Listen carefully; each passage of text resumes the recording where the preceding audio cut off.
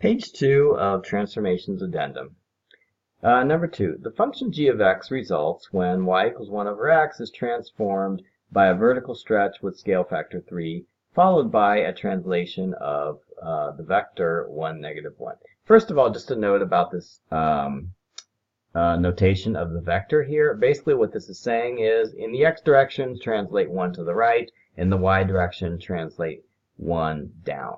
Okay, so basically this is like a right translation and this is an up translation. It's just a very simple use of vectors. Okay, so if you were going to write this translation out, first it says that we are going to do a vertical stretch by scale factor of 3. So 1 over x is actually going to become 3 over x, right? Because we're going to multiply the whole function by 3.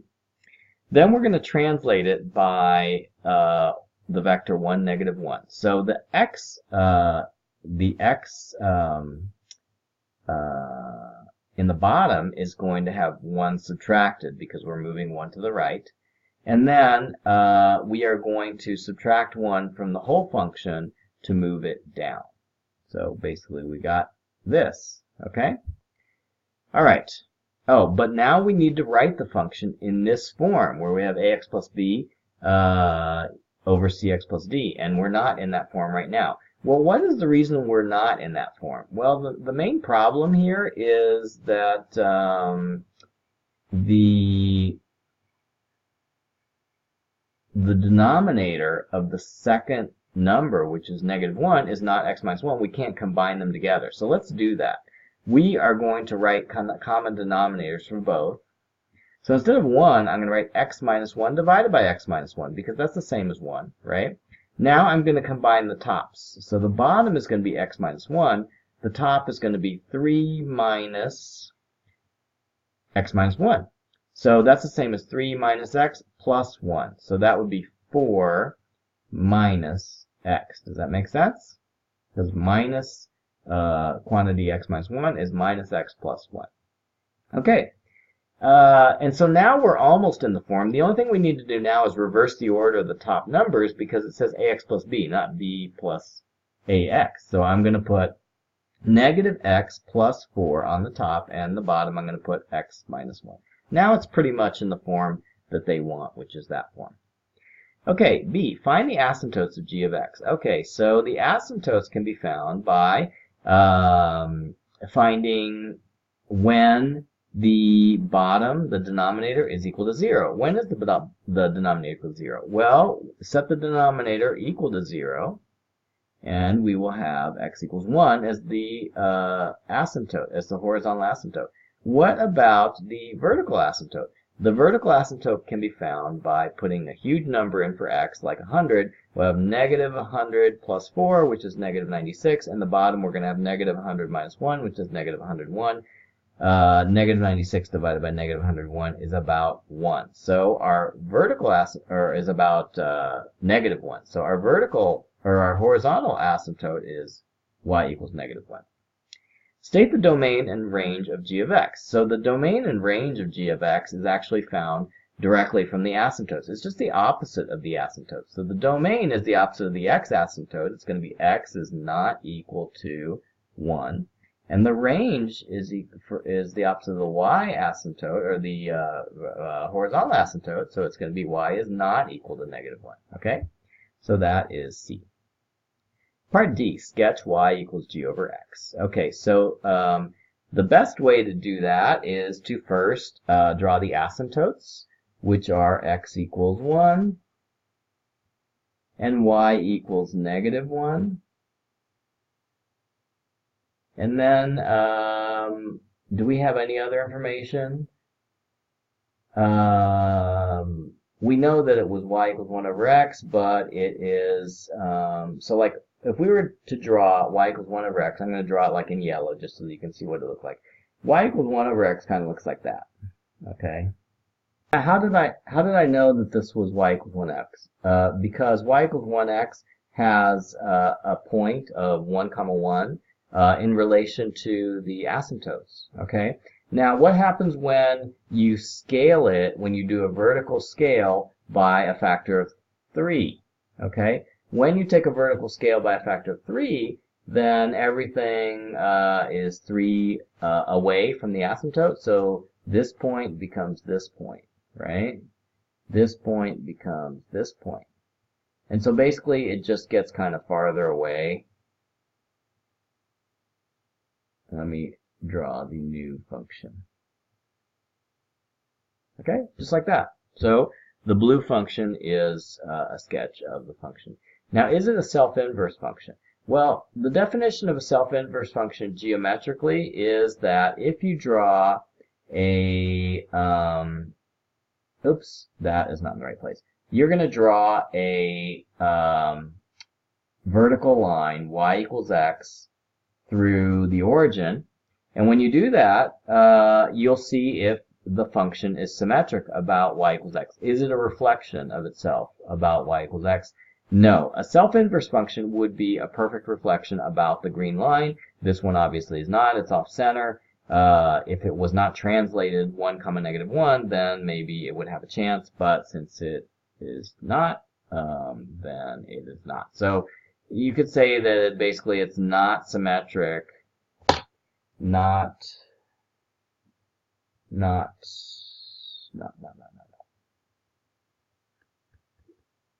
symmetric about the y equals x axis.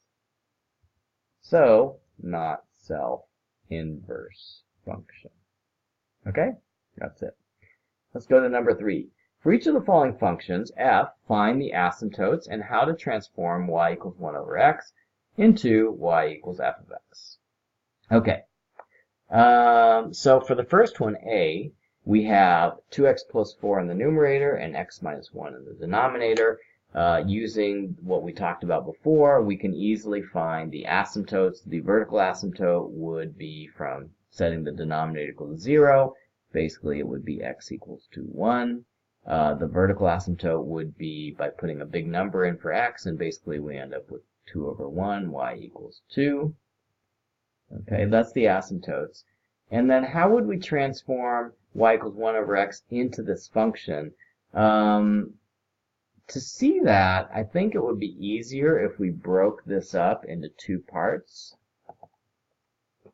Do you see how I broke it up here? I instead of 2x, I grouped part of this 4 with the 2x. So I made like a 2x minus 2 part, and then I have 6 over here. Do you see if I multiply this out, I'll get 2x minus 2 plus 6, which ends up being 2x plus 4.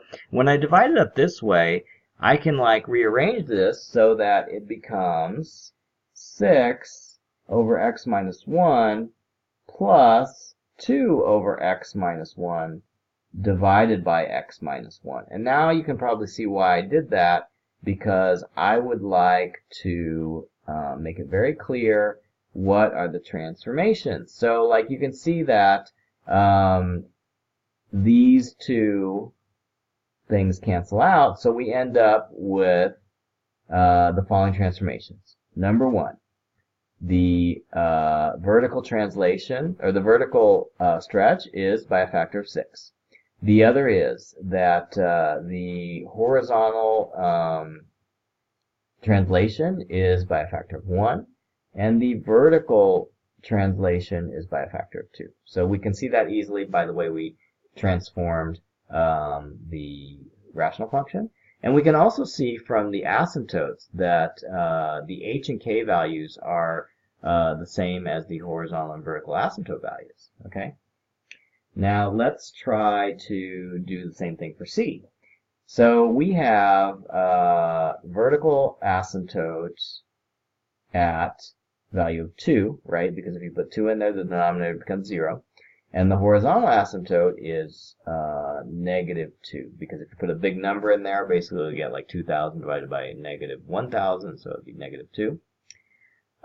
So we already kind of know the h and k values. The h and k values are 2 and -2 also. Now what would be the vertical stretch? So to find the vertical stretch, we're going to do something similar to what we just did. We're going to try to figure out how we can break this up into 2 fractions, where one of them is the vertical translation, and the other is the rational function. Okay, I thought about it a little bit, and this is kind of like a math puzzle. It's kind of fun to do.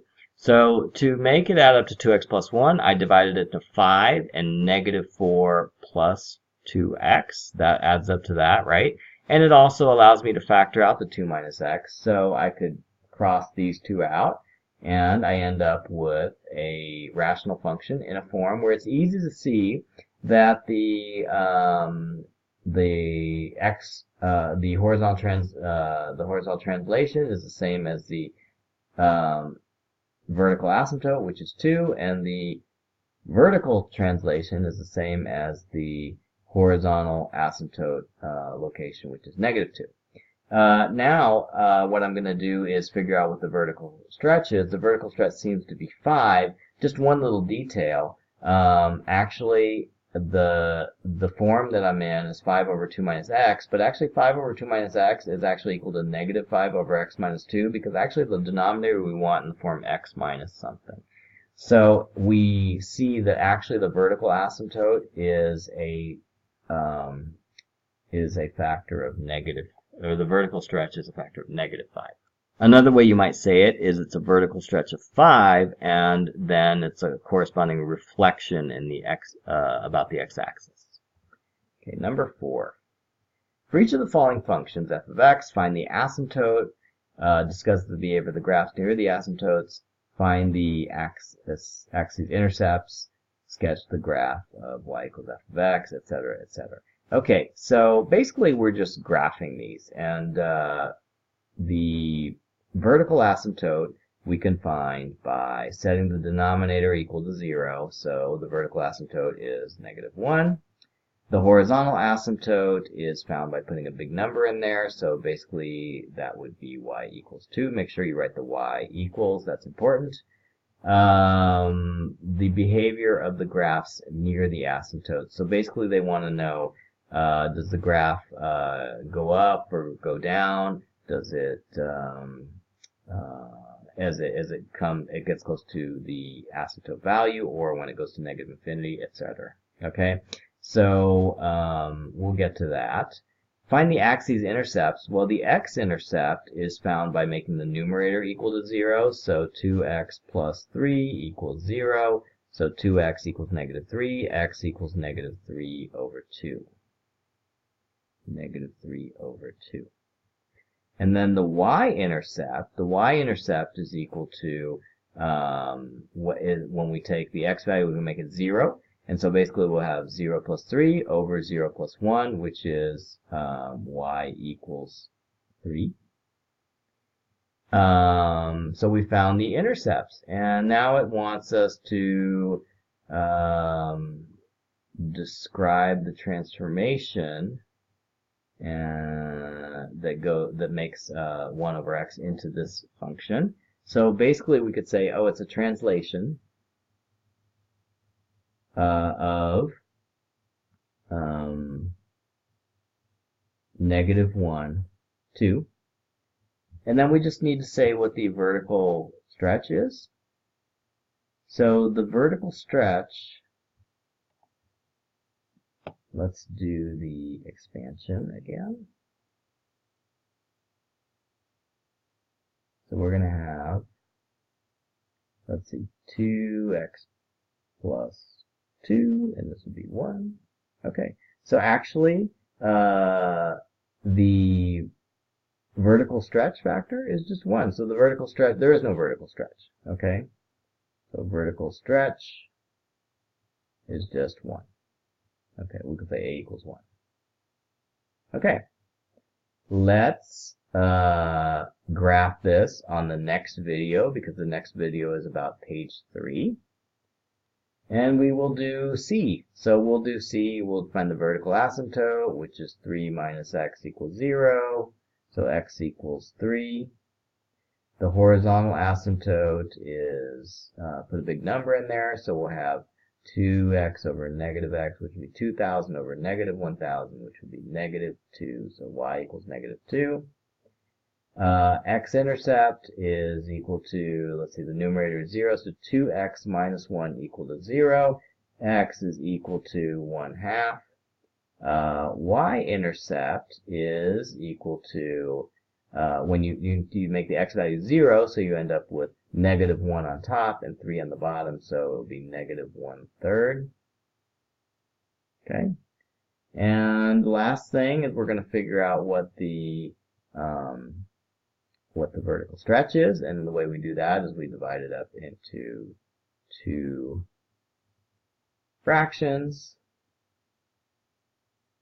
One of the fractions is going to look like this.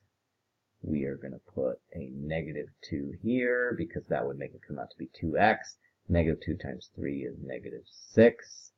We can compensate for that negative 6 with a 5 there. Now, did that work out? So the right one is going to be negative 2 times 3, negative 6, plus 2x. Negative 6 plus 2x. When we add that to 5, we get 2x minus 1, so it works. It works. All right. So these cancel out. So basically, our translation is indeed 3 comma negative 2. Or not 3 comma negative 2, but the vector, the translation vector, is 3, negative 2. And then the vertical stretch appears to be a factor of 5. Now, do you see how the bottom is reversed here? So since the bottom is reversed, that means that we could rewrite this part of it to be negative 5 divided by x minus 3. So actually, we would say that, okay, the stretch factor is 5, and there is also a vertical reflection, or a reflection about the x-axis, which made it negative 5. Okay? So I think that's it.